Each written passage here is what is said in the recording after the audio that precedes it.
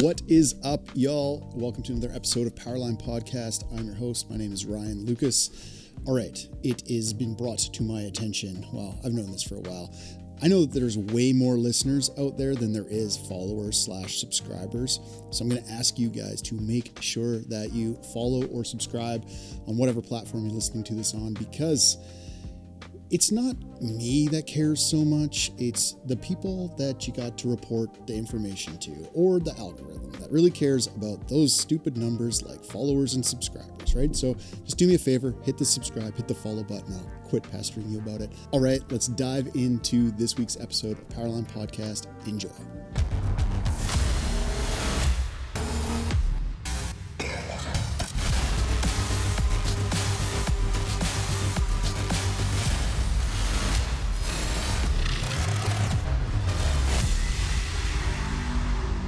Anyway, Landon, thanks for making the trip down here. I bet. Appreciate meeting you and seeing you and taking the time out of your day to do this. It's pretty cool. Yeah, it's one of the cool things about this is getting to meet people from the industry and getting this opportunity to sit down with people I probably wouldn't have met otherwise.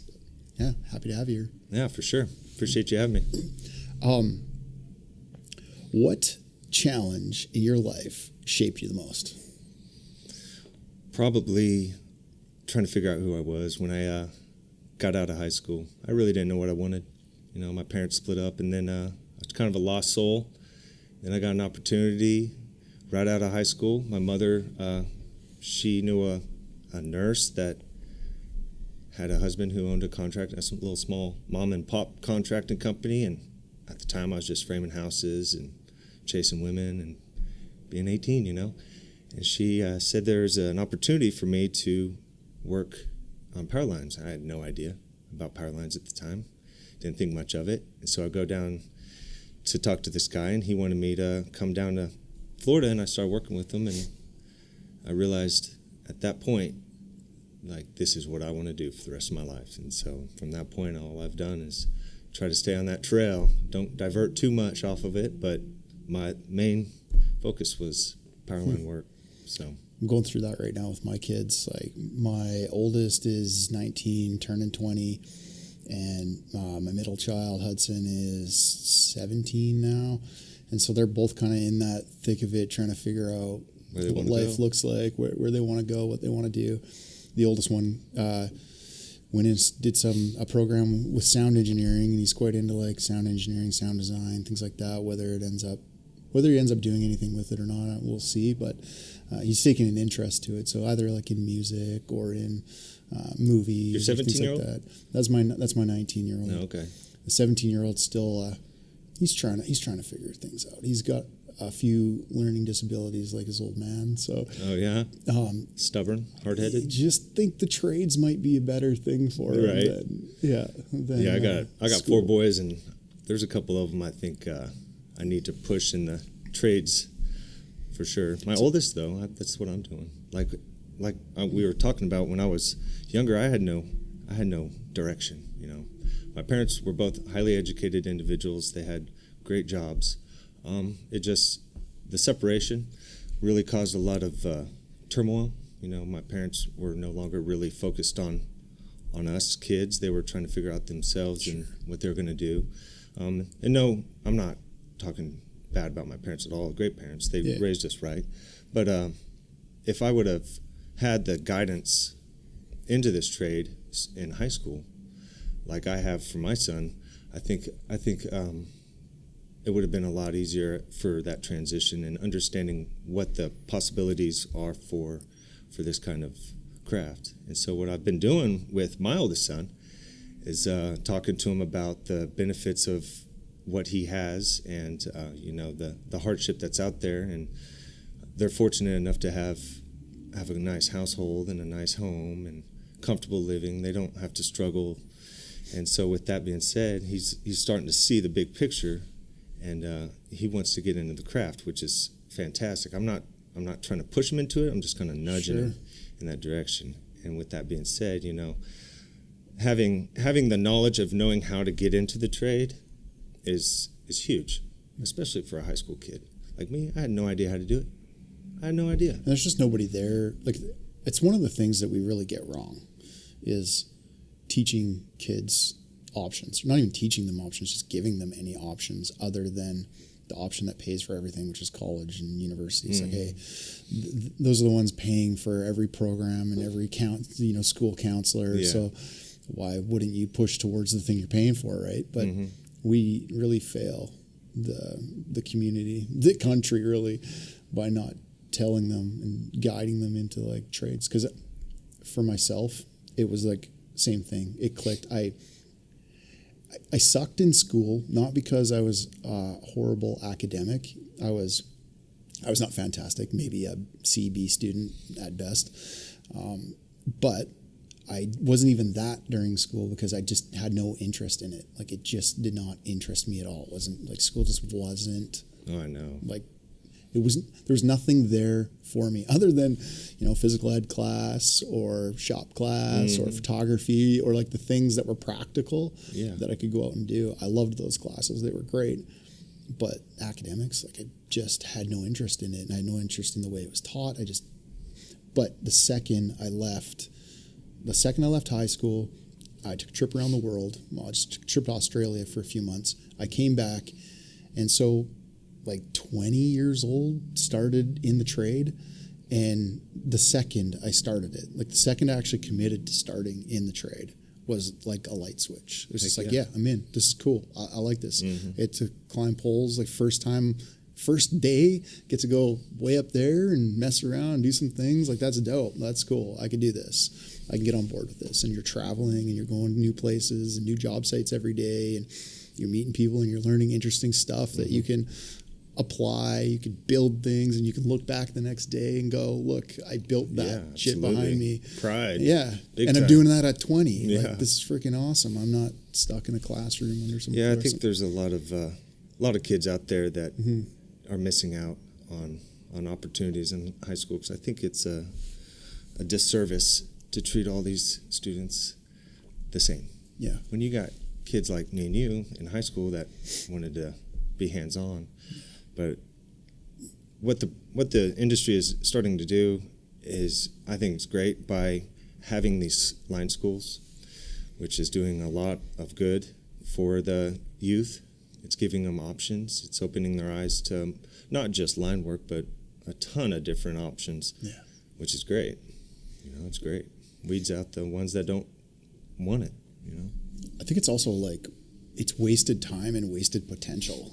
Like, oh, for sure. You get a kid that leaves high school and now is like in that let's figure it out stage, and they take a gap year and they frig around for 1 or 2 years, and then they get into college and they waste 2 years in college realizing that it's not for them. They drop out, and then finally 5-6 years later they find a trade or something. They're like, oh, this is dope. Why didn't I know this like 6 years ago?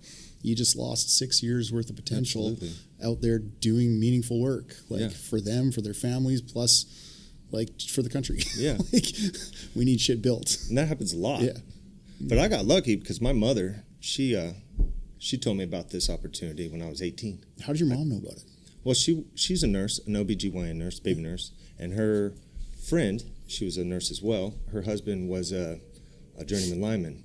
Well, he started up a company. Just started with one bucket, one line truck, and a pickup truck. And 2004, a couple of hurricanes came through Florida. They went down there, got lucky enough to get on with Port St. Lucie, Lake Worth, Florida, somewhere in there, and ended up growing pretty quick. And they ended up with like 4 or 5 crews. And so my mother, her friend, asked if she knew anybody that had a CDL that was willing to travel and go work. Well, my God, my grandfather told me to get my CDL because I will never not have a job with CDL. So I got my CDL like that summer. See, you're smart to listen to that too. Oh, hell yeah. If you don't listen to other people's mistakes, you ain't ever going to learn. Dude. But anyway, so I got a job working for them down in Florida, and that was the beginning of BBC Electric. So the owners of BBC Electric started out of southeast Kansas, and I started with them and never looked back. They took care of me for years.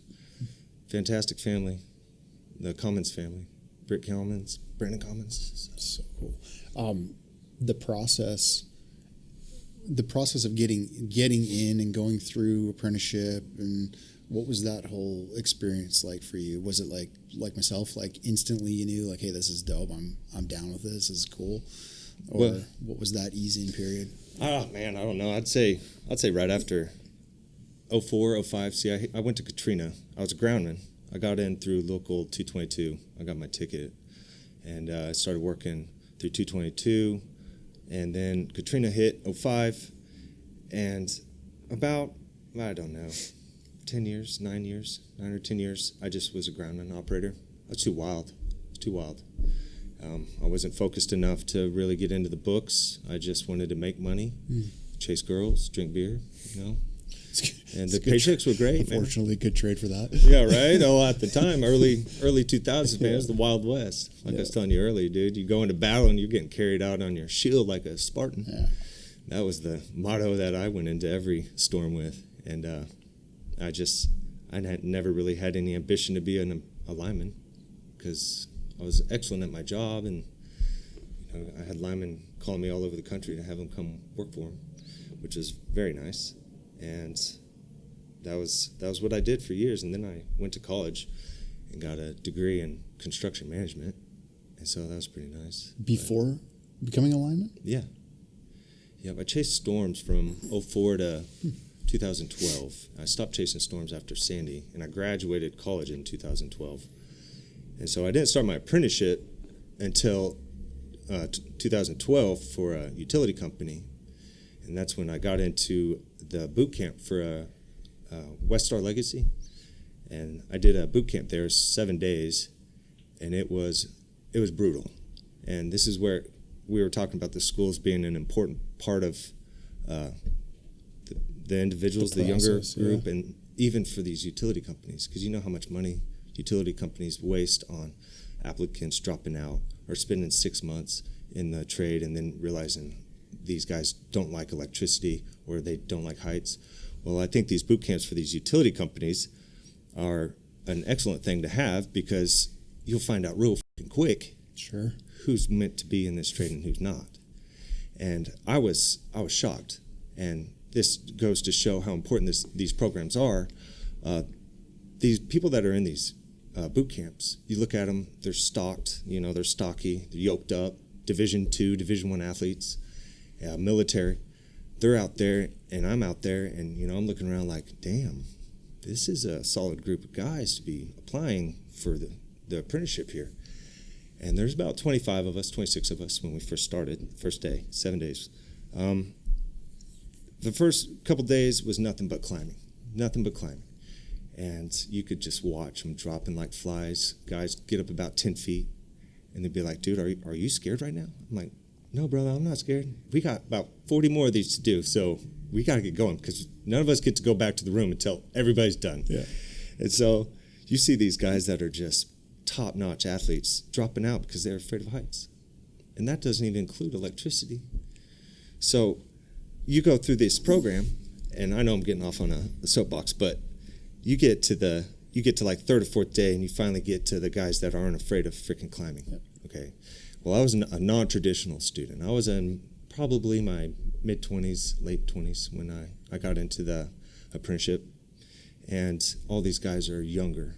Okay, so like 18 to 22, and once we get done with like Sunday through Tuesday, first 3 days, they'd just go back to the hotel and drink up and act a fool.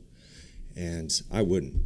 I'd go and get in the hot tub because I was freaking sore from doing pole climbs all day, and I'd massage my legs and try to recoup for the next day, because you never know what's going to happen. Well, I heard through a friend who'd done this program before that they'll spontaneously call you out. So I was like, oh, great. This is fantastic. So I tried to get as much sleep as I could, prepare myself for the unexpected. Well, sure shit, Wednesday, they call you out like 3 o'clock, 4 o'clock in the morning. Okay, so these guys that are left that got through the heights problem, they're all hungover, still hurting, probably still drunk. They're showing up, and me and a couple other guys that are wise enough to not fuck around, because this is a life-changing opportunity, fuck it up. Well, we all show up, and then these guys that are hungover showing up looking like they just got dragged through the mud.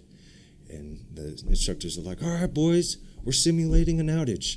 we need you to get up there and change a cross arm out and tension some wire. You're like, let's go. I was like, let's fucking go. Yeah. So then I see all these other cats, and I try to tell them, I'm not dogging, I want them to succeed just as much as me, but you need to also prepare yourself for as much as you can to be successful. And man, they struggled. And so I think that was an eye-opening experience, not only for the students, but also for the utility company to see kind of what they might be hiring. Yeah. And also for the students to realize, like, hey, I gotta manage my time a little more than just go hard. And I love the live simulation stuff. I used to do that at the school when I was instructing as well. Like, wake the fellas up. Yeah. Like 1 o'clock, 2 o'clock in the morning. Let's go. It's storm call. Like, answer your phone. Like, let's go. It's the best. Yeah.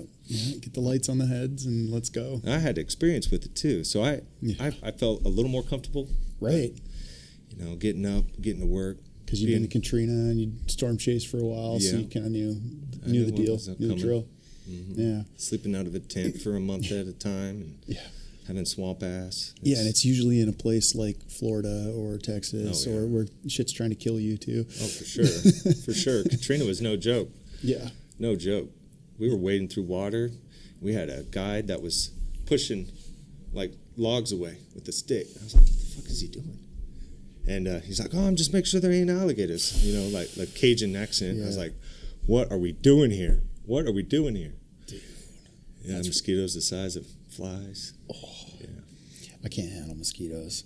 We get a lot up north too, and when they come out, it's like, I'm a wuss. Mosquitoes are brutal. Yeah. People just say, like, you just need to get used to them. I never got used to them. Used to mosquitoes? No. I had sweet blood or something too. Yeah. What made you choose? Just because, like, the reason I'm going to ask this question is, like, I think that more people should do something like this. They should get into a trade, but then also consider going back to school. Absolutely. And you see this a lot with, like, I just listened to a podcast with, anyways, it was an actress. She got into acting and she was becoming a famous actress, but had also entered law school and was like, shit, like I should still finish law school as well as act. So she did like the both. And I just think that not enough people consider that as an option as well. It's like, hey, why does it have to be or? Why can it not just be and? Why can you not do a trade and school? For sure. Because I think it's like hugely beneficial, or could be hugely beneficial. I think especially if you're to do something like, I don't know, like project management or construction management like you did, or business or something like that. I think it could really benefit. So absolutely. Tell me why you decided to make that decision and what was like the driving factor to do that. Well, when I was younger, early 20s, I got on a kick where I like to have fun, obviously, but there came a point, obviously, when I met my wife, things changed drastically, and she wised me up really quickly. She came from a very strong family that had strong ethics, and she kept me on the straight and narrow and wisened me up. And then I started realizing by listening to her and us having conversations about where we wanted to be and what my plans were, and that all came down to like me managing my time. And if you're out there, boozing it up or drinking on your free time and not utilizing all the opportunities you have, because you only got one life. Yeah. And especially when you're young and ambitious and you got the energy to pull off two things at one time, like line school and a college degree, that's the time to do it. Yeah. Not when you're our age. Take advantage of it when you got no other responsibilities. Damn right. Yeah. You got no family to feed. It's just your mouth. Like, you can sleep in a cardboard box if you have to. Right. You can sleep in the back. I heard about that too at one of these line schools. I'm sure this has happened many times, but guy raised enough funds to get himself into the line school. That's how bad he wanted it, right? Get him into the school to get the education to hopefully get out there and get a career in it.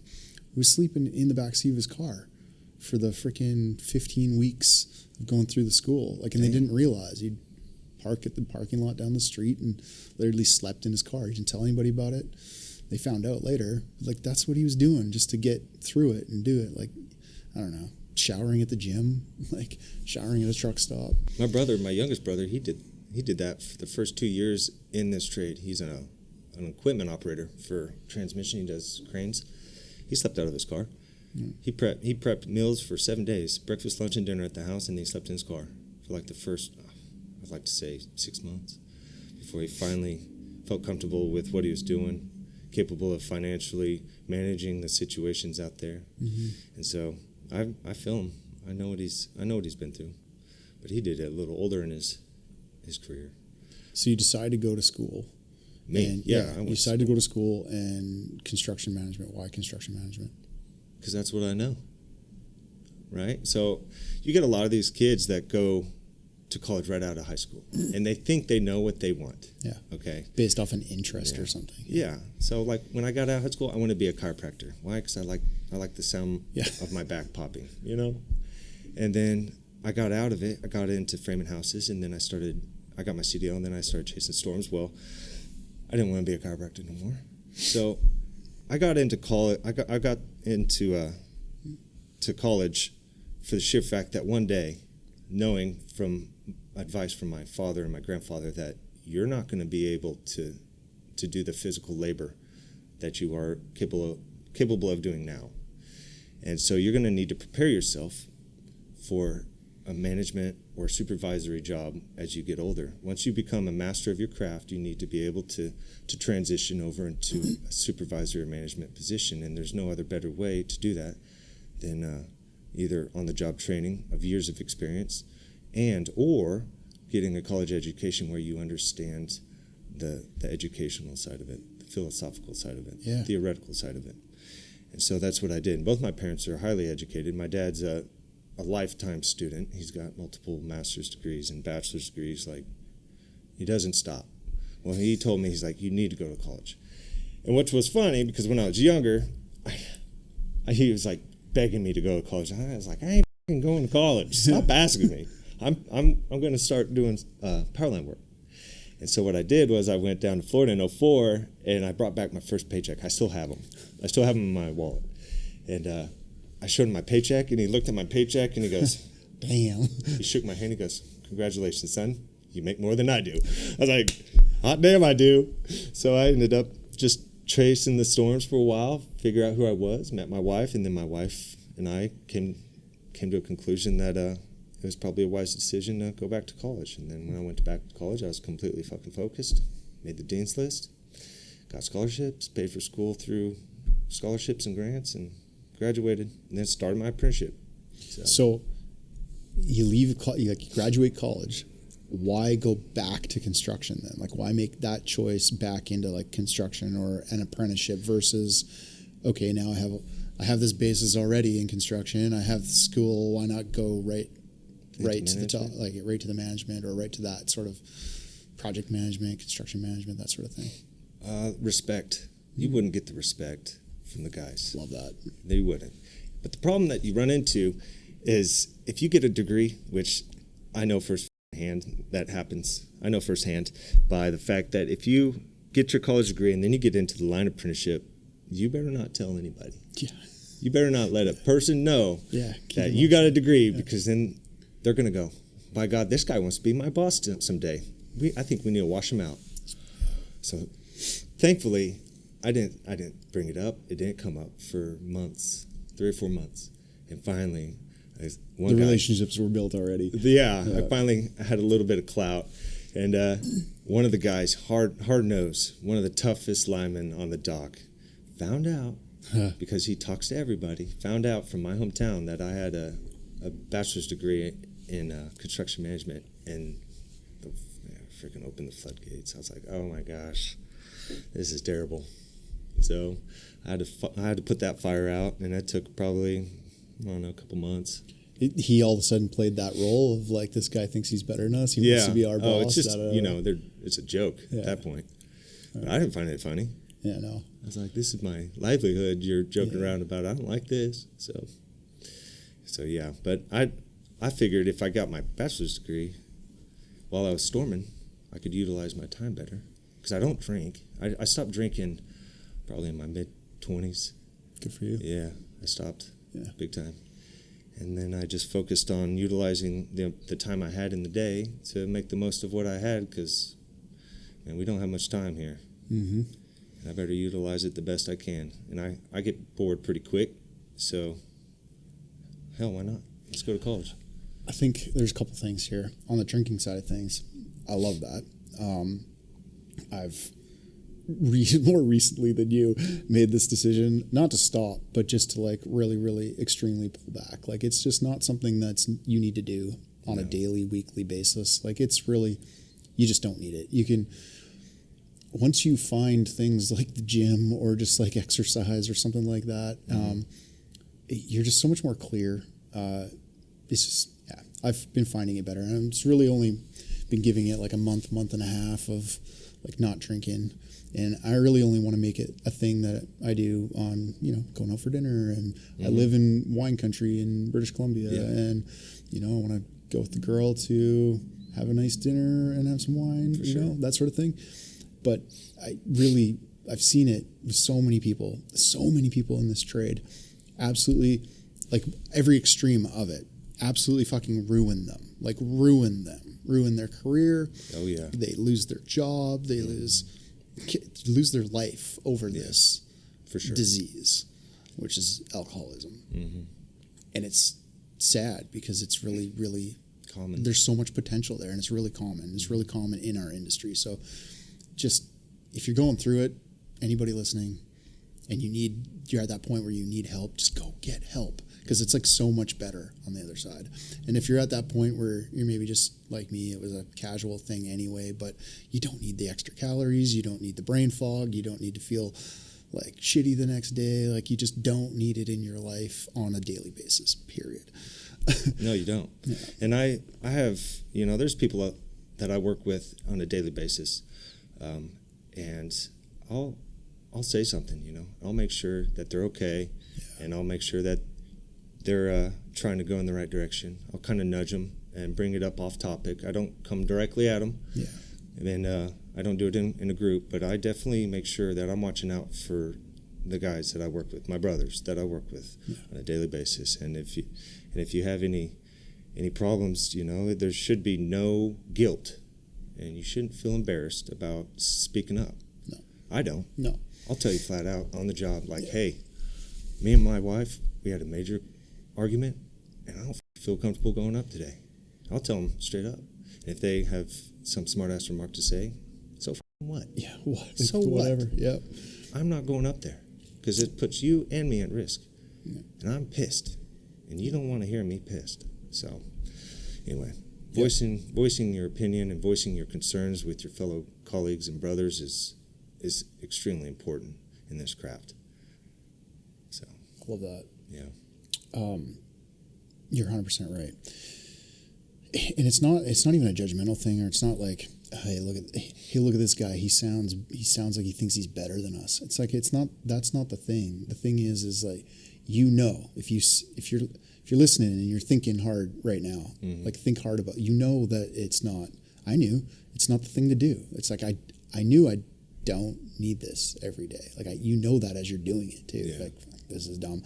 You're covering up something else. You're using it as a way to not think about something or relax or, whatever. And and that's why I like, if you can handle both, like if you can handle still using it on occasion, because it can be a great way to like be social.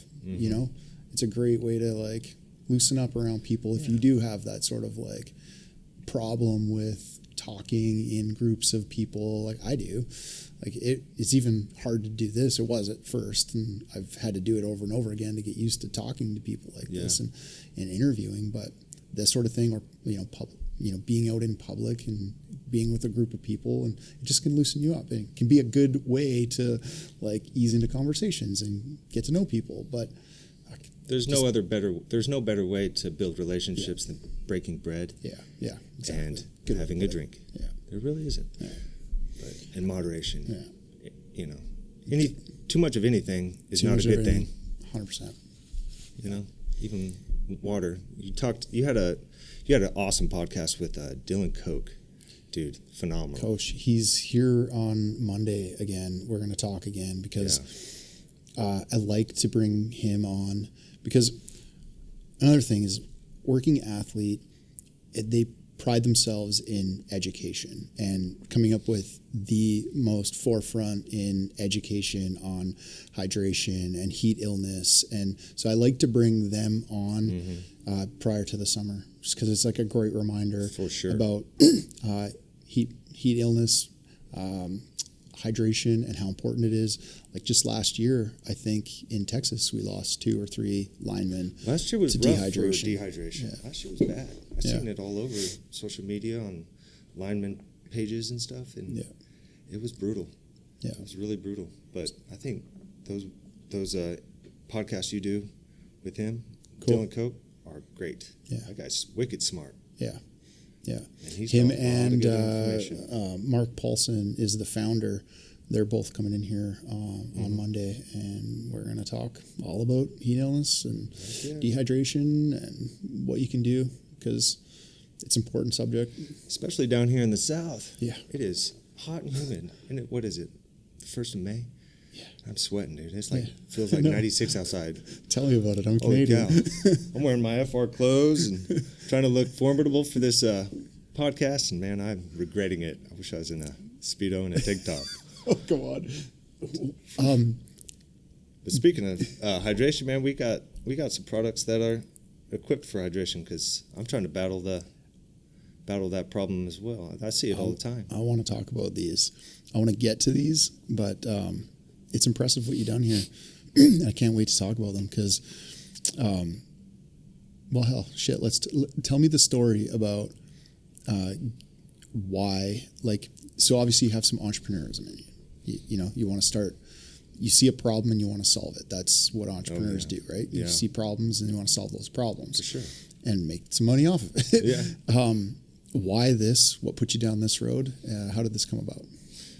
Man, I'll tell you, we need to start all the way back to when I got back, when I started my apprenticeship, is honestly where it all started. Because, like I said, I was on the ground a lot as a groundman, and I was never up in the bucket. But when I started doing my apprenticeship, doing hot work and stuff, them buckets have everything in them, fucking everything. Power tools for every different situation. There's hand tools for everything.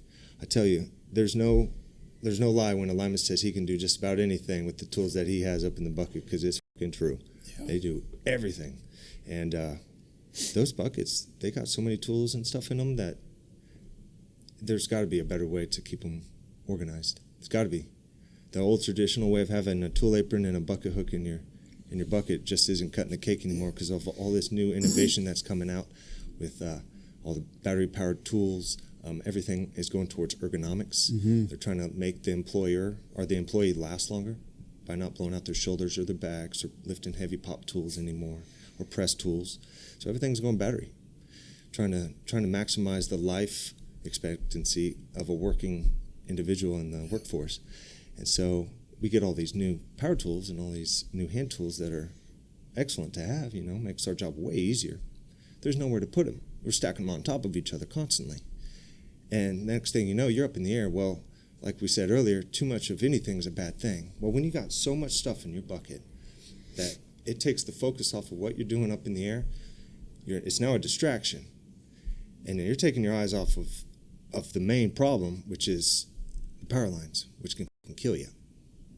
And once you take your eyes off of that and you're looking down here to find the right power tool that you need to make the next step, that is a huge hazard that I thought could be eliminated. And so what we did was once I topped out, I was in the craft for, I'd say 9 years now.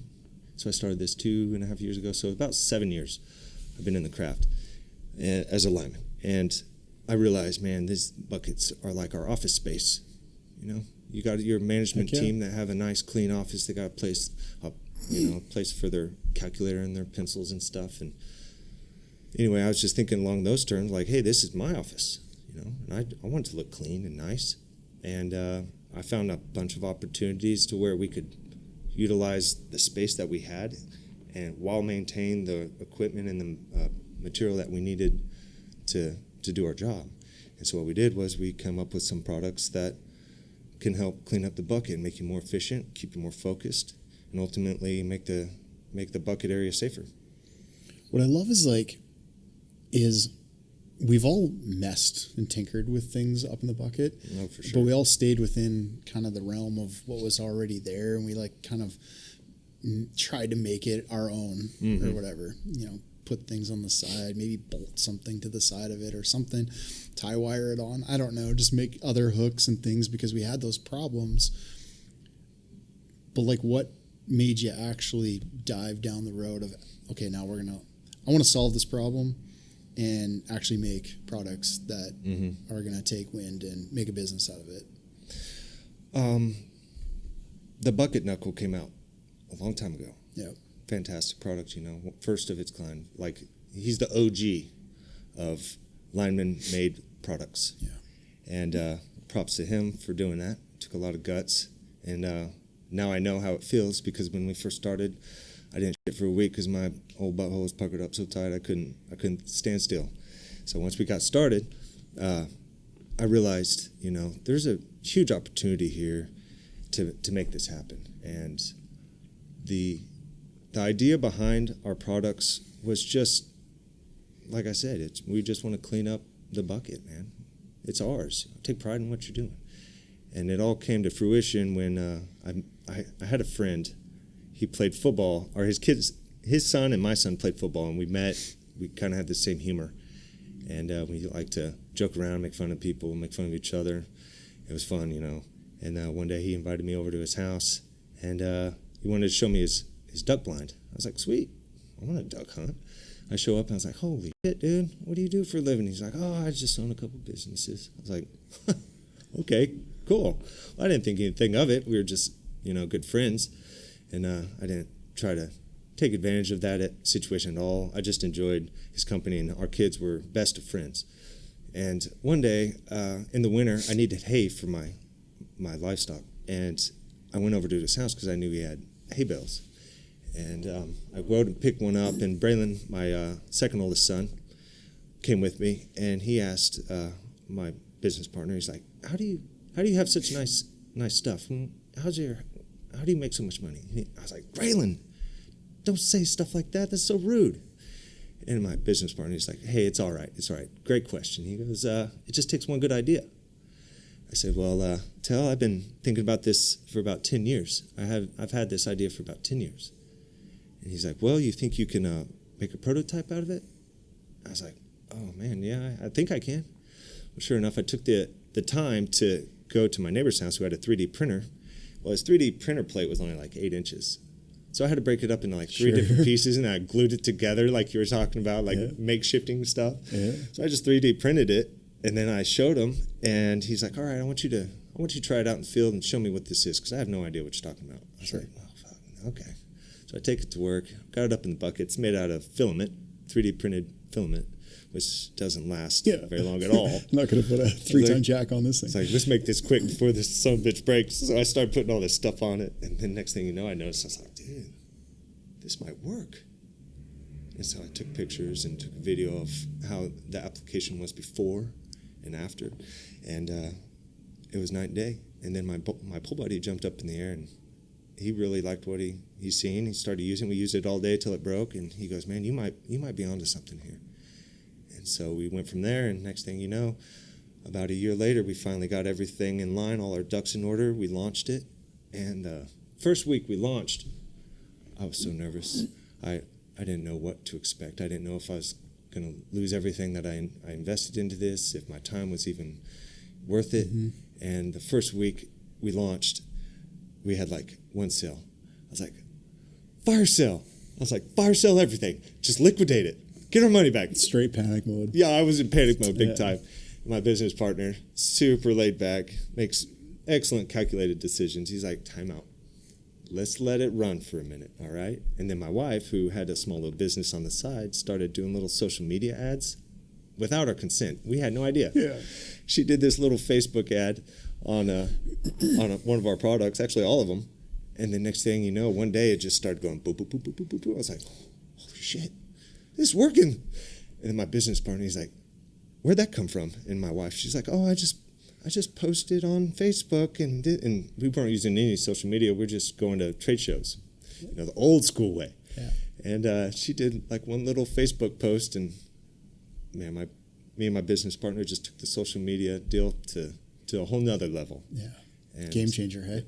Dude, social media is king. Yeah. It is king. Yeah, I wish other businesses would pick up on that fact that social media is king. It is. It really is. It's like one of the toughest things to, and it seems like the larger the operation, the more advert they are to social media. And it's like, oh, trade shows are the way. Uh-huh. Like, okay, whatever. Are they the way because everyone gets to go there and it's a party. Let's go meet all our buddies and talk about the latest and greatest. But you're really just like, for the most part, talking to people that are all in your industry, like all in the same, trying to do the same thing you are, selling the same shit. It's like you got to get out there past that. And social media does that for you. Yeah, and you can do whatever you need to do. You can shift it in certain directions and target certain people, it's great. It's fantastic. What kind of strategies have you used with social? Well, and like targeting and advertising and things like that. What have you tested?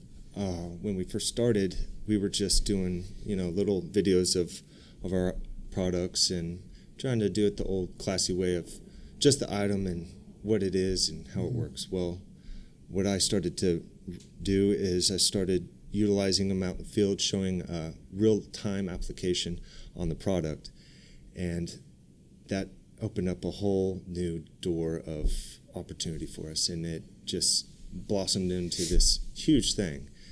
And we're not like some of those conglomerate social media characters out there, personalities, but we do very well. Yeah, you do.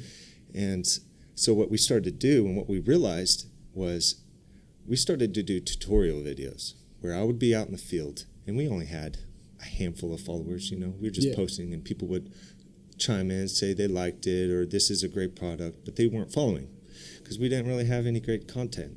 So what we ended up doing, or what I did, was one day, I just out of the blue, I had my phone and I started recording our job site. And very first big video was me setting a 60-foot vertical inline pole, and I was helping the guys on the ground set it. So I did this video, and I did it from start to finish. So we got the pole off the truck, framed it, dug the hole, got the pole over to set in position, set it up, set the pole, tamped it in. That's it.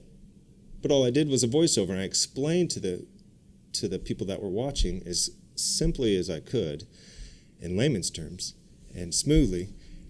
And next thing you know, within like 4 or 5 hours, our viewership just skyrocketed, and we ended up with like 8,000 followers in a matter of like 10 hours. One video. Yeah. And then from there, it clicked. I thought, man, if we could just do tutorial videos and once in a while just show the product that we have and us using it and applying it in certain applications, that's our best route. So then we started doing these tutorial videos. Well, then that turned into people saying, man, I love these videos. I've learned quite a bit from them. I'm an apprentice, or I'm in the school. I can't wait to get in the trade. And then people would start chiming in like, hey, do this kind of video. So then it got real big, and then my foreman's like, dude, you need to not be doing this because somebody's going to see something that they don't like, and then we're going to get in trouble. I was like, dude, man, I'm following all the safety procedures to a T, and if anything, these videos are making me follow the safety procedures even more. Yeah. And so he's like, I can't do it. I was like, dang. So what me and my business partner did was we went to his property. He's got a bunch of land. I started getting stuff out of the dumpster at work and trash and calling people. And he's reaching out to all these companies you were talking about that don't use social media. And we're like, hey, dude, we got a pretty good social media following. If you're interested, we can use your products in our stuff and tag you. And, people started sending us stuff. And now we got our own little pole yard in his back 40. So we do our own videos. Do you have a truck and stuff too, or you? Yep. Yeah? Yep. Good for you. Yep. That's the way to do it, man. I love that. It's interesting. It's always funny because like that's what the question I always got too, and that's what when I used to make videos and photos, like when I was working on the tools, that's always the first thing that everyone come up to you and say, like, you can't be doing that. Like, oh man, it hurts my heart. Like if you only knew, and if you only supported it, like one day I'm going to show you. And I was able to show them by just being persistent. Now I'm ended up doing this for the biggest organization out there. Right. And so finally somebody took notice of it. But like, that was the thing. It's like, it was always we're going to have a safety violation and you're going to be in trouble, or it costs too much. Yeah. I love just showing them, proving them wrong. Fine. If you're not going to support it, I'll do it myself. I would love to do those tutorial videos every day. I love it. Yeah. I love the way people reply, and I love the conversations it starts with everybody that is involved in the comment section. Yeah. People will be like, well, I would have done it like this. And some will be like, it's wild to see that you do it like this here in this part of the country, and it's totally different over here. And then all these new guys are like, well, why'd you do it like that? And then other linemen will reply to the apprentices. Like, it starts a whole thread of good communication and conversation about how our craft should be done. Yeah. So as looking at it internally, as me and you as a lineman, it's great. Yeah. It's great. And I wish I could do it every day. Yeah. Because I think it could be. And it's so simple, right? Like, it's not overproduced. It's not like some big production. It's like you and your iPhone and a voiceover. And I love that. And it's what it is at its core is providing value. So like, and this is what a lot of people don't get wrong when they have products to sell. It's like, hey, here's my product. Look at my product. Look at my product. Here it is. Look how amazing. Look what it can do. It's like, yeah, swipe, gone. I don't give a shit about your product. But it's like, here's some value. This is how we do things out on the line. And, oh, and what's this thing? It's just my product. No big deal. Let's go on to this again. It's like, no, wait, what was that? Now all of a sudden they're paying attention to that. Hey, what did you have your drill hanging on? What did you have your impact hanging on in the bucket there? What is that thing? I've never seen that yet. What is that? You probably got that a lot too, right? Like, for sure. What the hell was that thing? Wait a minute, pan back to that. Yeah. And it's great because I'm not out there trying to push it. I'm trying to show it applied. And it's fantastic. I love it. But my business partner, he likes to do the fun marketing stuff, like shooting it with a .45 caliber and showing its durability. And we're growing. It's good. We're learning and making as many educated guesses as possible while we're out there working. Like R&D and like, so why the products that you've chosen to make? Why these ones? Like, what are they and why these ones? So this was our first one. This was that's the one you're talking about? That's the first one we were talking about. We got it's called the Big Rack, and what I wanted to do was I wanted to space out these hooks, because what ends up happening is you buy 5 or 6 bucket hooks, they end up all coming together, and the hooks are real small. You can't get much on them. So I made these hooks a little bigger. I made it out of a really, really durable plastic. I mean, shoot, my buddy, he shot it with a .45 caliber, and it didn't even penetrate it. But then I put the dowels on the end, because I liked having my hammer readily accessible, and then those nut runners, I use those constantly. Like for existing structures that need new equipment on them, you go to your nut runner constantly in your drill bit. So this was just to kind of clean up the bucket for like grips and hoists and jack straps and voltmeters and stuff like that. But it's an excellent item to have in your bin, like if you're going to do a 3-phase junction pull or something like that.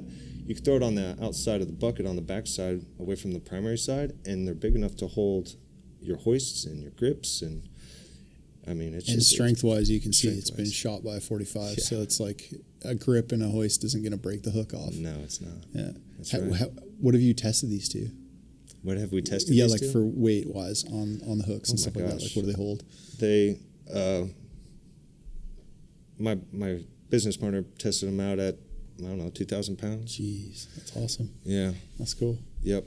And then this other item was just, it was just the socket pocket, and we wanted to do something for all the combo sockets that were coming out. Like Klein and Milwaukee, they got those combo sockets, which are phenomenal. But some of the stuff out there just wasn't cutting the cake, and I wanted to utilize as much stuff as I could in one spot, because some of the systems out there require an individual product for everything on here. So you got a place for your nut runner and your low wrench, and then you got stuff for your sockets, your drill bits, your gun. And on other systems and on other products by other companies, it takes 3 or 4 items to cover all this. So there again, I'm trying to utilize the space that we got up in there. That's one of our biggest things on R&D, research and development, is trying to utilize the space in the bucket. Do you think that this is going to take, like, do you have to continue working as a lineman now, or has this become a full-time deal for you? That's a good question. You could probably say that if I wanted to, I could go full-time. So it's double-sided for sure. Yeah. If I were to go full-time on this, the business would grow a lot faster. However, with me in the field, I can also see trends, new ideas, get people's feedback. I can try it out, field tutorials, which came to a screeching halt, and then on top of that, the financial burden. So I wouldn't be taking from the company. I'd just be able to keep reinvesting into R&D, and I think right now I'm content with what I'm doing. I love being a lineman. It's the greatest trade in the world. And on top of that, I think I'd get bored sitting in front of a computer all day, talking to customers and doing that. I'd rather be outside with my fellow lineman colleagues, talking shit all day. I get it. So, one of the things I've always found interesting and thought, like, if I was to start a Powerline company myself, and I don't understand why owners don't do what you've done and go ham on social. Like, they just, I don't know, there's still like this massive disconnect between like owners of the company. Like, think about it. They have everything. They have the crews, they have the buckets. Like, you could just pick specifically a crew and make it your social media crew, man. Like, pick the ones that are super interested in social and like the both worlds, line work and social, and are good characters or could become good characters in a series. Oh, for sure. And just run that series. Like, you don't have to have a big network, Netflix TV show anymore. Like, you can just create that on friggin' Instagram and TikTok. Like, dude, I thought about that. That's a great idea. It is a great idea. It would and be. I don't understand. Like, it's always blown my mind. They just get so focused on just the line work side. And this is the thing with like, I don't know whether the money's always just been so good or something, but their product is different than selling a can of Red Bull. So these people could never put together marketing like selling a product like this, right? Mm-hmm. Where they just always think they don't have to market. Like, they think, oh, we'll just we'll bid the work. Like, that's how we get it. And, like, they don't think about social media or any of these forms of marketing that you actually have to try to market yourself as well. Oh, yeah. And I think, what a great way. It's a fantastic way. If I was to do it, that's how I'd do it. And I know I'd beat everybody doing it too. Because they already feel like they know you. Yeah, 100%. And then you get out there in the field and they've already seen your work. They already know what you're capable of doing. Yeah. Your reputation already beats you to the job site because they've seen it before. Yeah. I was working for a company on the west coast of Canada. It's a quanta company, Alltech, and I was allowed to start their Instagram account. This was 2016, 17. Mm-hmm. They let me start an Instagram account. And I was in the office, but I still had a pretty good collection of photo and video, more photo than anything at that time. Video wasn't even really a thing on Instagram at the time. So they allowed me to start the Instagram account, and I just started posting all of my historical content from working at Alltech. And like I said, I was bare hand lineman. Mm-hmm. We'd done some cool helicopter work. Like, we'd really been the premier company within British Columbia doing all of this such a really unique work, right? So I had a pretty good library of content.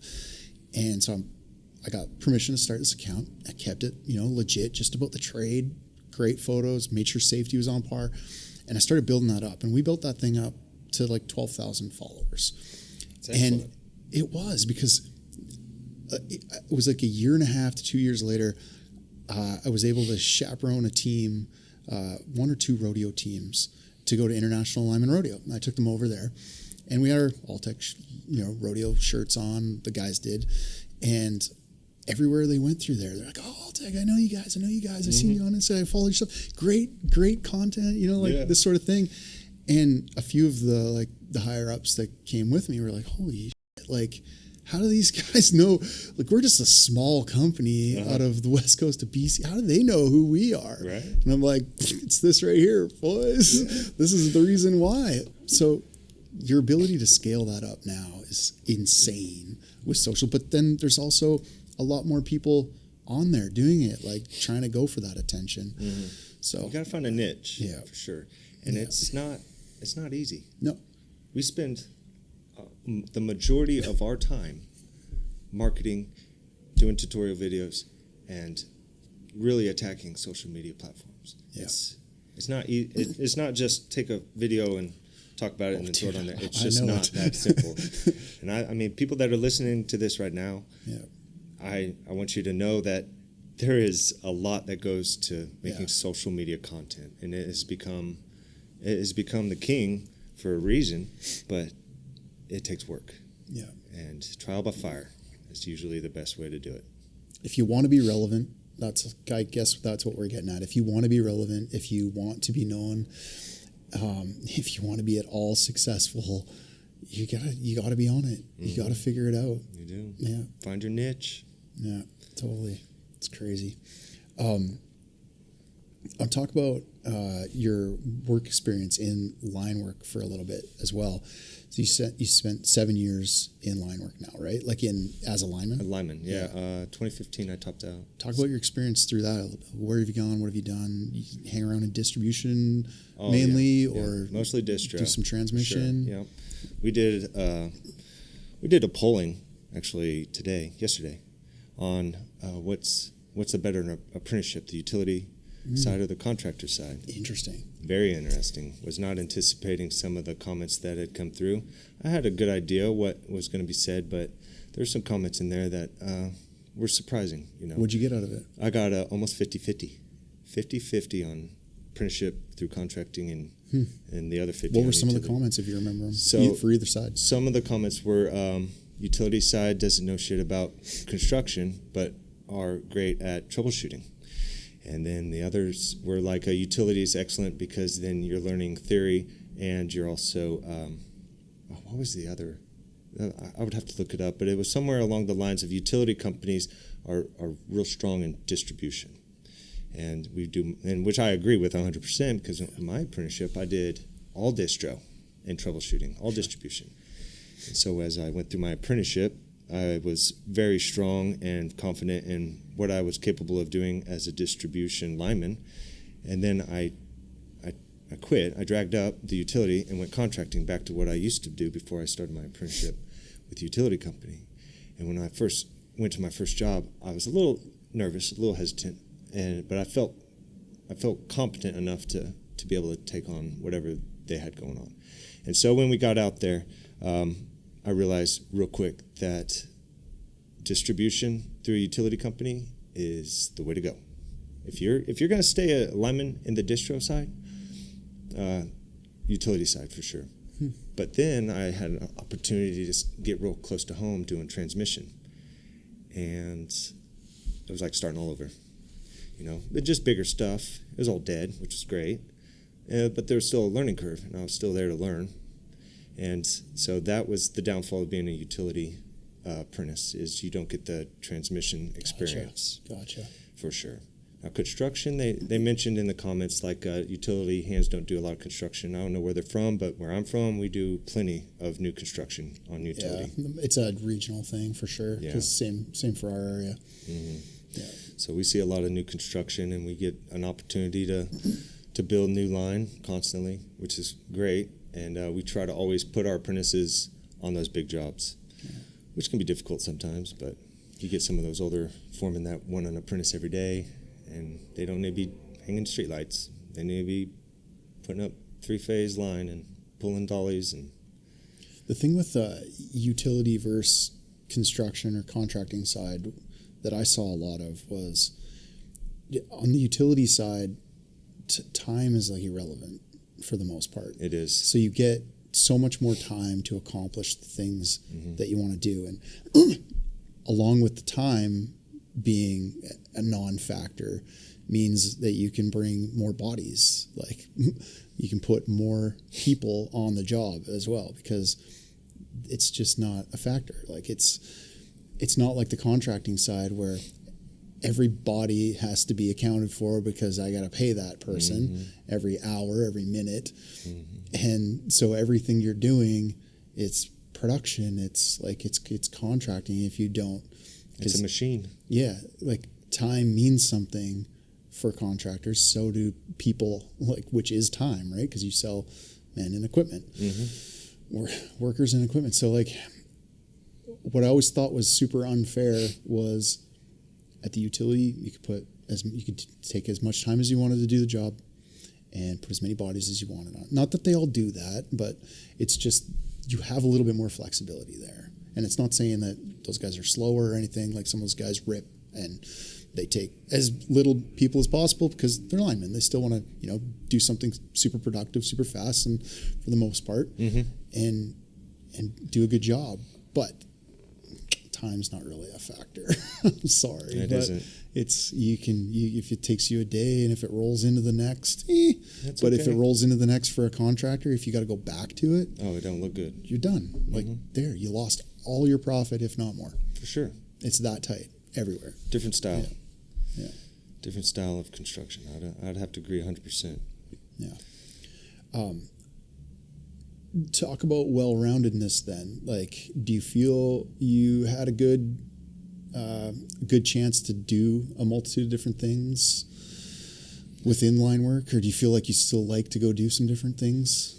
I really enjoy doing distribution. Yeah. I like the challenge. Sick. There's a lot of distro out there. Yeah. And the complexity of distribution is a hell of a lot more than transmission. Yeah. So I've it's worked just different. It is different. It's just different. It's different. Yeah.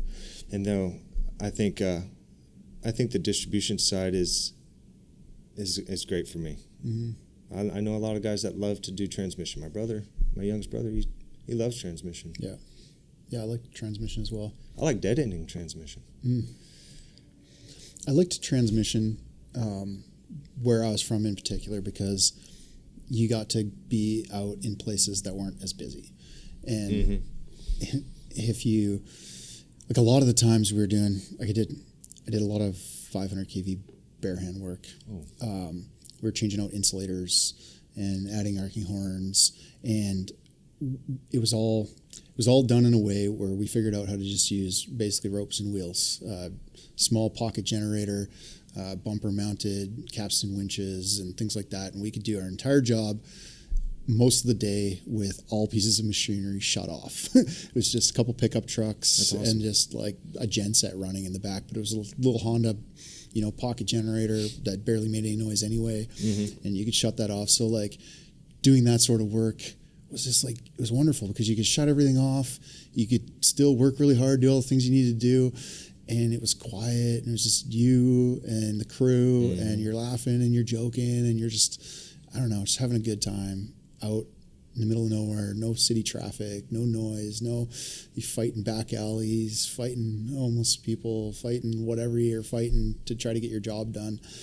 But on the other side, I did like that about distribution as well, is that I like the complexity of it. Like you're showing up on a job and it's an H frame in a back alley of like downtown Vancouver, and it's slum district, and you're dealing with people and tight corridors and just a disaster in the air that you're just like, show up and you're like, how the hell are we going to tackle this problem? But then you just start solving it one piece at a time, and end of the day you look at that and you go, how the hell did we even do that? But man, that's beautiful. Heck yeah. Taking pictures. But yeah, well, I really like this kind of conversation. I really do, man. Yeah. So it's hard for me to say anything truly on the scope of transmission because I only did it for about a year contracting. Yeah. But what sort of stuff? What's that? What sort of stuff? Just construction, cold construction? Just construction. Yeah. concrete foundations bolted on structures. What state? In Bundle, Kansas. Cool. Yeah. Yeah. It was an interesting deal. But I tell you, I was ready to jump back to distribution as fast as I could because I was out of my comfort zone. Well, anyway. Throughout your experience, you've been doing this like line work for 7 years, but as a lineman, but you've been in the industry roughly for like 20 years. What does a good leader look like to you? What have you seen for leadership kind of come and go, and what does a good leader look like to you? Leadership's got to have experience, for sure. You can't hire a leader right off, topping out. They might have some of the characteristics to being a great leader, and with time they'd probably be an excellent leader, but I think experience goes a long way with being a leader, and that experience can come from doing your trade or working in your craft for years and years, or the experience could come from being exposed to a lot of different situations that make you aware of how certain outcomes might happen. And you also have to be able to manage people. You got to be able to read people. You got to understand your crew, and you don't want to be a dictator. I don't like listening to foremen try to dictate what I'm going to do after we just had our pre-job briefing on the scope of the work that we're doing, because I have a good idea what I'm doing. I've been doing this long enough. I've seen enough. The only time that I think a leader on the ground should express something while you're up in the air, because it can become a distraction if he's micromanaging every step. He's constantly telling you what to do up in the air, and he's trying to dictate how you're doing it. That becomes a major problem. I think it's a huge safety factor, and I think it's a major distraction. And the one thing you need up in the air is focus and communication. And when I'm up there with my pole buddy, me and him are constantly communicating, and we are completely focused, and we're not talking about nothing but the job we're doing. Until we're out of our gloves and sleeves and we're done with primary work and hot work, it's straight up business. And if I got a guy on the ground trying to dictate how I need to do my job up in the air, then he might as well just jump in the bucket and do it himself. So if you want to be a leader on a crew, trust the guys that you have. If you don't trust them, be a man enough to get rid of them and find somebody that you're willing to trust, because nobody wants to be dictated all day. Nobody. And when it comes to the kind of work that you're doing, like the job scope, be thorough about how you want it done on the ground, so you don't have to manage from the ground to the guys in the air. And so I think a really good pre-job, especially for crews that don't know each other very well yet. Yeah. I think a good pre-job is vital, and I think there's some stuff in the pre-jobs. I'm sure you've had conversations with some of your safety directors about the things that are on there. I'm not going to go into detail with them, but my side, yeah. I think it's important that what we're going to be doing for the day is expressed. And so there's a few things there that I'd love to unpack. Like you said, the pre-job is so important. Communication is so great. You're talking, you and your pole buddy are fully focused. You're communicating the whole time. That's awesome. I think there's a large breakdown in that communication part on the ground prior to doing the job, because people get too focused on those things on that tailboard or that tailgate or whatever, the pre-job meeting. They get too focused on those tiki box items that you're talking about that didn't want to mention. Mm-hmm. And too focused on making sure we tick those off. But for the most part, once those are ticked off, they're really meaningless items. They're really to appease the departments that need those boxes checked for legal reasons. Make sure that the community is safe too. But as far as communication goes, what do we really need to deal with here? This is what I really loved about the bare hand world, and the way we were trained in the bare hand world was step-by-step procedure. And it's hard to do this on distribution because distribution changes a lot more than transmission does. Transmission can be, especially in the bare hand world, very like step by step by step by step, and you follow these steps exactly. And if you're going to change it, you make that change as a group. Mm-hmm. But I think you can still apply that idea and come together at your pre-job and talk thoroughly about how you're going to tackle each problem. So I think that would mitigate that guy on the ground yelling at you to try to do something different because you've talked about it already. You're like, look, this is the way we're going to go up and do that. We're going to do it this way. And you can discuss that on the ground. No, well, I like it done this way, but this is my, and you work that out. You work out the reason why you're going to do it the way you want to do it. Yeah. And so he already knows. He doesn't have to yell at you to do it another way. You know what I mean? Like, you got to communicate. I think there's a lack and there's a breakdown of communication on the ground a lot of times. Good communication happening in the air because you guys are side by side for 8-10 hours a day. But on the ground, you need to go through those pre-job meetings better and list out your steps, talk about each step. Don't just read them off. We're going to do step 2, which is set the pole, Well, how are you going to do that? Because that whole process is different for you, and you. You all do it differently. Yeah. And so when it comes time to setting that pole, I don't want you yelling at me going, why are you setting it that way? Because all you discussed was setting the pole. Like, how are we, you know what I mean? Like, how are we moving the wire? How are we, what phase are we kicking out first? Well, we go through those conversations thoroughly before any job. I would hope that every crew would approach every job like that. When you get up in the air and you have a guideline, an outline that everybody is aware of doing the job at hand, there might be a situation that comes up. It might be a slightest of change, especially in distribution, because everything changes. You might have 4/0 copper on one side and 477 on the other. So things change. Tension might change. Directional, where the hoist might go as you're trying to float it out or whatever. There could be a million different situations. When you're up in the air, though, you have to have enough trust in the guy you're working with, which comes with time. If you could work with the crew for a long period of time, it helps exponentially, I believe. If you're always jumping around crew to crew, chemistry is huge. That doesn't always happen. I like to see it happen more often, but that's why I work at a utility, because I get real comfortable with the guys I'm working with, and you get to that point where you almost know what he's thinking. You don't even have to talk. You know what he's thinking, but there's still that open line of communication that you keep just for the sake of like knowing everything's going to go exactly the way that it was planned out. Yeah. You get up in the air, the communication between the guys on the ground and the guys up in the air, you're right. There's a barrier.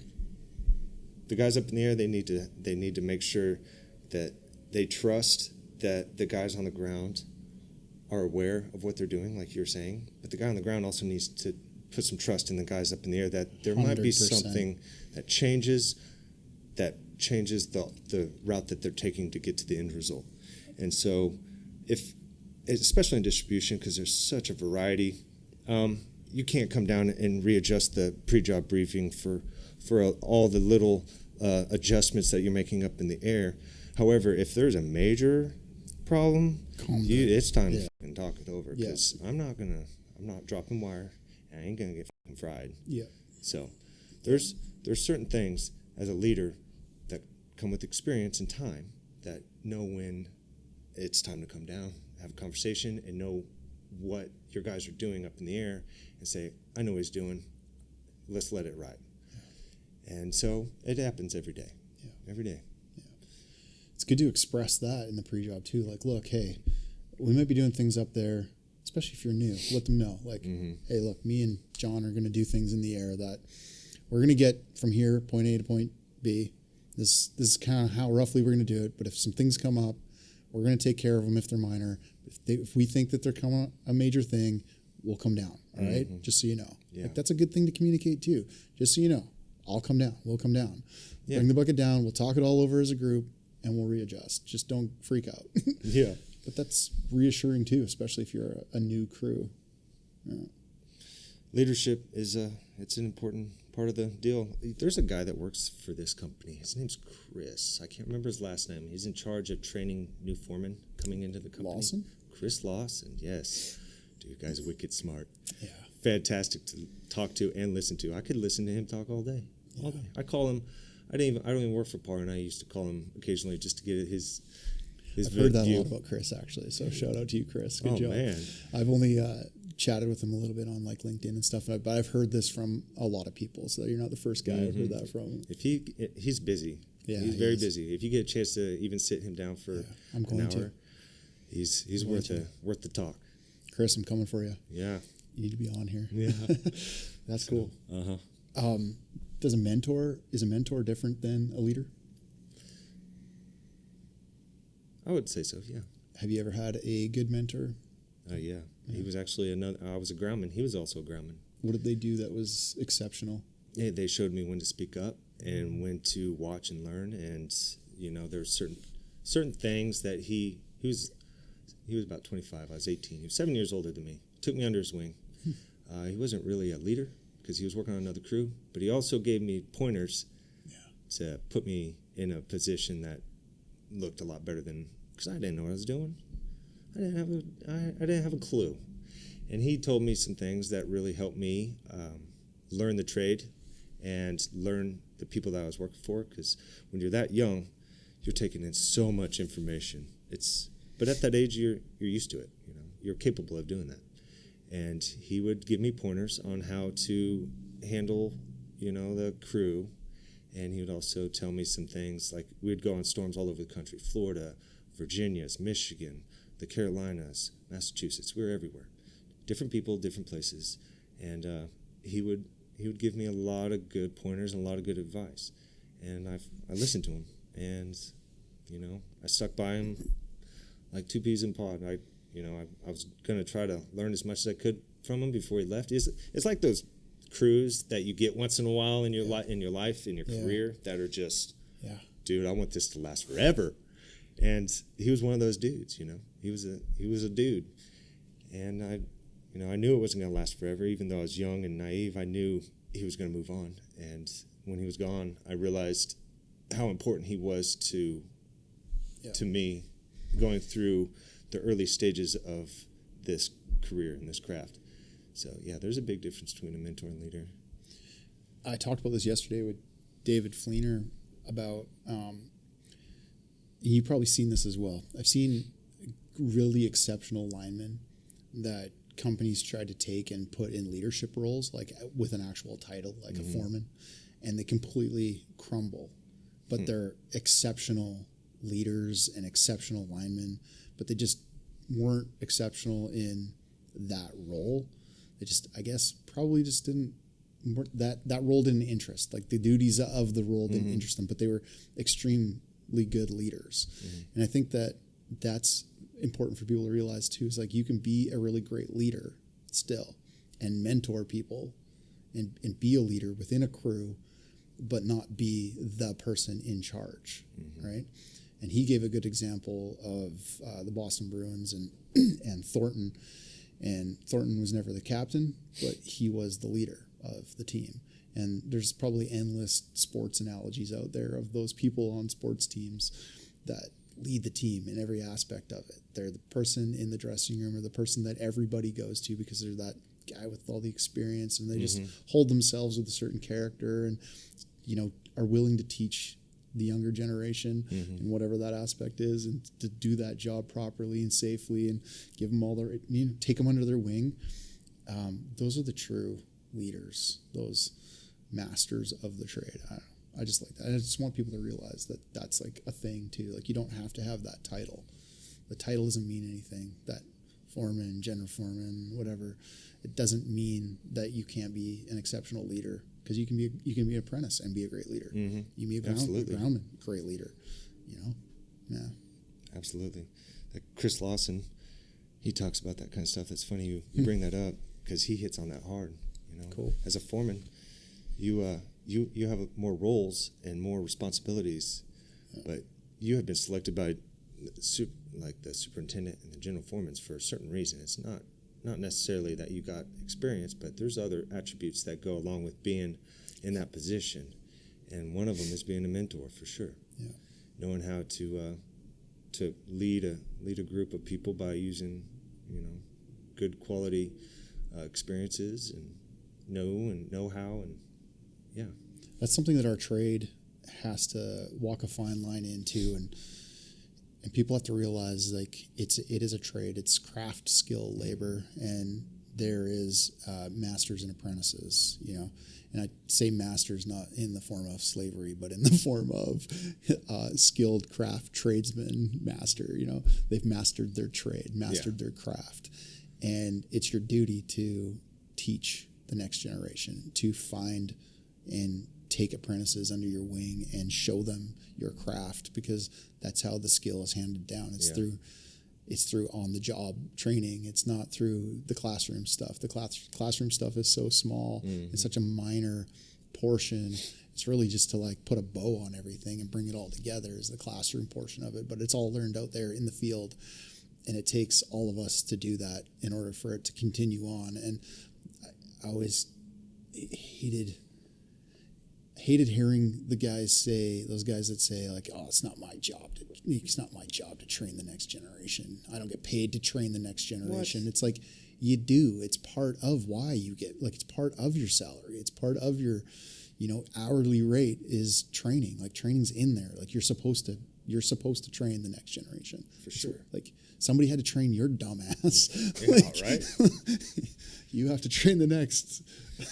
Yeah, our apprentices that are coming through, I think it's always been the same, but the newer generation, it's wild. As we get older, we start to see how Gen X or the Generation X was handled, how millennials were handled, how this newest generation's handling the stress factor of going through your apprenticeship. Yeah. And also on the flip side, it's different seeing how Generation X used to treat me as a millennial, as of how I'm supposed to kind of handle this new generation. Don't get me wrong, the Generation X group and even baby boomer group was brutal. They're rough on their apprentices. there was no coddling. Yeah. And I caught the tail end of that. And if I would have started my apprenticeship in 2004, I guarantee I would have got all of it. But when I went through my apprenticeship, I caught a lot of. I started in 2000. I caught a lot of that. Yeah. Yeah. And so in 2004, but those poor guys that were giving it to me, they, like you said, even worse. Even worse. The stories I used to hear from those old guys that were teaching me about how they got taught, I was like, okay, mine isn't that bad, I guess, because yeah, they were getting stuffed in bins, and they were getting Mm-hmm. So in 2004, when I was down in Florida when I first started, the guys, all the linemen, they liked me, and that guy I was talking about, his name's Jason Swallen. He's out of Springfield, Missouri. We were the groundmen for the two crews for BBC at the time when they first started. They liked us a lot. They ended up sending home a couple other groundmen, and me and him, we were confident. I was right out of high school. I was yoked up, big and strong, and these guys, they liked us so much. They're like, man, I think you're going through your orientation. We're gonna grease you. I was like, what the fuck is greasing? They're like, oh, it's where we pull your pants down and spray paint your butt. I was like, what? I was like, what are you talking about? They're like, oh, we're going to get you. We're going to get you. I was like, okay, sure you are. So, knowing me, I was big and strong, and Jason was a big fella too, and we were bunked up in the same room, and they come knocking on the door. Didn't know it was coming. I opened up the door, and sure enough, 6 guys come rushing. I hip-tossed one, took the other one, and threw him up against the wall. It took about 3 or 4 guys to get me down. Oh, my God. And got him down. They spray painted me blue. Oh my gosh, I'll never forget that. And I told you I kept my first paychecks. I kept those shorts too. There's blue paint all over them. So, anyways, yeah, I got hazed when I was in 2004. I thought that was whatever. But then 2012 comes by. I'm established. I got 2 kids. I'm married. I'm in my mid to late 20s, and that kind of stuff isn't funny no more. You know what I mean? But I took it with a grain of salt because I know what they're doing. As an apprentice, you need to understand we're putting you through a stressful situation. So we're putting you through a ton of stress. We're hard on you. We talk to you kind of rough. We heckle you. We're training you with a grain of salt. Trial by fire sometimes. There's the different ways to approach training, and it depends on the situation that the apprentice and the journeyman are in. But at the end of the day, the ultimate goal is to put every apprentice through a stressful situation as often as possible. So when a real problem shows up or arises, you know how to handle the stress. And so that's how I see it. And I I tell the apprentices, look, dude, I'm putting you in an uncomfortable situation, so when shit goes bad, you're okay, you're comfortable. And they understand. So that's how I kind of approach it. But then once we clock out, dude, you're just another guy working for the power company. It's I'm not holding nothing against you. No, that's dope. So, kids, wife, family now, like you just mentioned, work-life balance. How do you manage that? How have you changed over the years, and where are you at now? I used to work like a mad dog. I used to chase storms, stash money, and buy nice things. And then I met my wife, and she started wanting like the house we were staying at. We actually didn't have a washing machine, and it had an old stove, so I would buy her, a washing machine and dishwasher and stuff like that. And so as I got older, I just kept working to get to a lifestyle that was comfortable enough for my wife. Well, then me and my wife, we had our first son, and then I really turned up the gas and started working even more. And then we had our second son, and the utility life. I remember how well I used to make money as a contractor. I bounced the contracting side and chase storms again, tried to bankroll as much as I could to give my children, a comfortable life that I wanted for myself. And next thing you know, every time I come home, my wife was pregnant. I was like, what's going on? She's like, well, every time you come home, we have a child. So I had to stop contracting because we ended up with 4 boys. Damn, so anyway, rough. So now we got 4, and there's a real challenge with work-life balance for sure, especially running a company. So I got a full-time job as a utility lineman, and then I run my business. Everything about this looks like a full-time job to It's you. a full-time job, man, full-time job for sure. There's all sorts of stuff that goes into it. But I have to really, truly balance my life with the kids and my wife to make them know that, I'm trying to give you guys a comfortable lifestyle, but I need you to understand that my obligations are very broad, and you are the second most important thing in my life besides God. And then everything else is on a very broad spectrum. However, my time, like we talked earlier, my time is very important, and I don't have much of it. And so I have to work, I have to provide financially, and then I'm trying to build a company on the side. So my wife, she's very lenient with me. She does a lot of things around the house that I don't have to worry about no more. She budgets, she finances, she cooks, cleans, takes care of the kids. She schedules everything for us, so I can focus on the bigger things in our household. And she makes it clear. She's not. I'm sure every line wife out there is pretty close to the same my wife is. That if there's time for you to be home, and you're doing useless, stuff, then you better come home and spend that time with me and the children.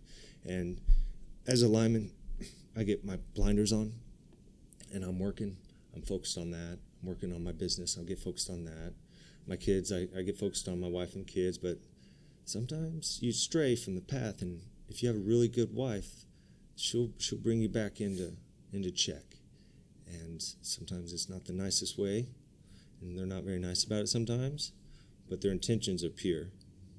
And so she catches me a lot on how to manage my time a little better, because I'll get on a sidetracked real quick.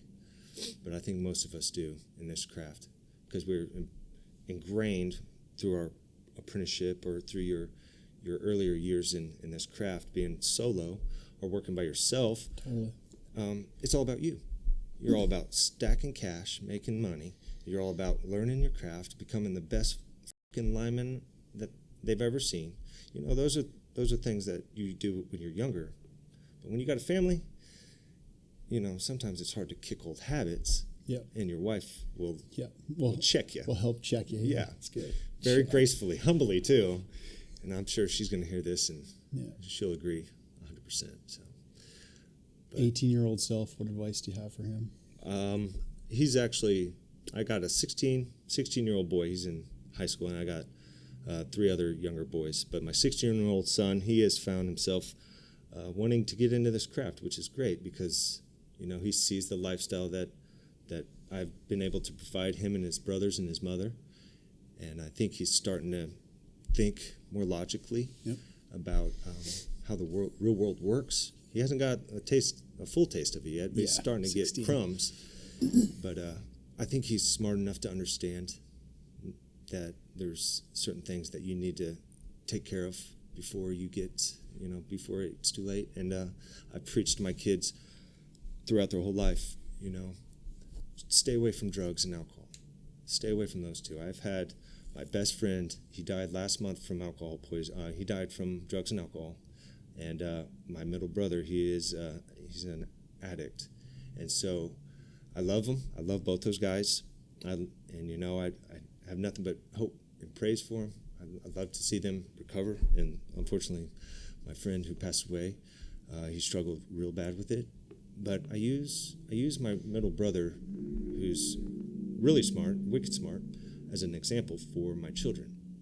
And I try to address his struggles in life and his decisions that he's made to really highlight how important it is to stay sober and to stay away from drugs and alcohol. And my brother, he knows that I do it. I've told him flat out, I was like, dude, I use you as an example. I have to. I said, if anything comes out of this, I want you to understand that my children learned from you on how to be, how to stay out of that problem. So I preached to them about that, and then I also preached to them about respect and the code that they need to follow. Is there's right and wrong, and if there's somebody out there that is struggling, and I'm having a hard time articulating what I'm saying, but say for instance, my children walk up on a group of kids that are heckling another child or another schoolmate, and they know that it's wrong.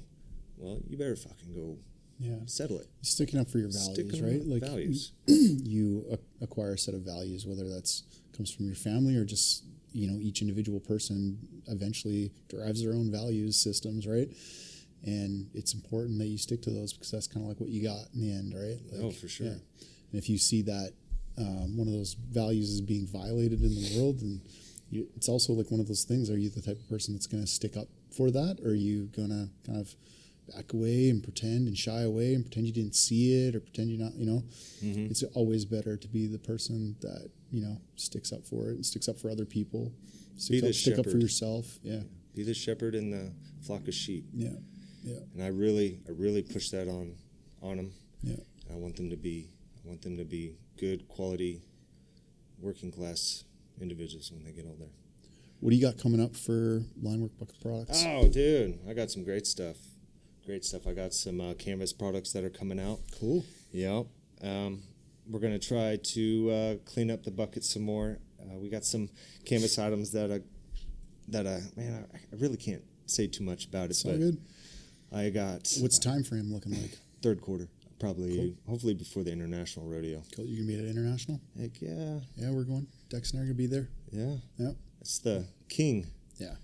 King show. Yeah, heck yeah. It's the only show that can compete with social media. Yeah, true enough. It's like the Super Bowl, right? It really is. It's incredible. Yeah. That's like the thing they say. It's like the Super Bowl is the only like TV ad spend that's worth it, even though it's whatever $2 million for 7 seconds or whatever. That's the only slot that's absolutely 100% worth it because you have 300 million eyeballs on that Super Bowl commercial, actually watching the commercial with intent. Mm-hmm. That's the thing with TV. I don't know, not to go back to the social media thing, but again, with the big organizations spend copious amounts of money on television advertisement with no real conversion. Nobody's watching television, nobody's paying attention to commercials on TV anymore. And if a commercial comes on, how many times you get out your phone and start scrolling TikTok? When the TV commercial comes on, it's such a waste anyway. But in Super Bowl is different because you actually watch it for the commercials. Right. Yeah. They've done a good job branding that. Yeah. They've turned that into quite the conglomerate. Cool. So. where can people find you? They can find us all over. We got excellent distributors all over the country. J. Harlan, J.O. Matthews, Tallman, T&E Flow. There's other distributors out there, Gresco. There's any line work distributor carries our stuff, I believe. You can find us on our website, lineworkbucketproducts.com. Watch out, we got a bunch of good quality products coming out that I think you guys are going to appreciate. I definitely know that the safety department is going to appreciate what we have coming up. So cool. I'm excited about it. Yeah. Neat, man. Well, thanks for making the trip and being on the show. Yeah, it's been fun. Appreciate it. It's not as rough as I thought it was going to be, man. You did well. Yeah. Bye, everybody. That's cool, buddy. I hope you guys got some value out of that episode. I hope you enjoyed it. I just want to draw your awareness to a couple of other things. So we make these podcasts, yes, but it's not the only thing that we put out as far as content. Our social medias are full of valuable cuts from the podcast itself, as well as just a bunch of other educational stuff and entertainment. So go follow us at Powerline Podcast on all social media platforms. And then also YouTube. I don't think that a lot of you are aware of this, but we don't just load these podcasts onto YouTube. We also make vlogs, which are super educational, entertaining, great place to direct people to learn about the industry, learn about the trade, or just learn about what's going on within either Quanta or the Powerline industry in general. So hit up our YouTube channel. Again, it's at Powerline Podcast. You can catch those vlogs on there. We also load a bunch of other extra content in video form. We try to up the quality every time we do this. We try to up that quality. So hit up the YouTube channel and make sure you're subbed to all those platforms. Appreciate you guys. Hope to see you again soon, or we'll see you again soon. Peace.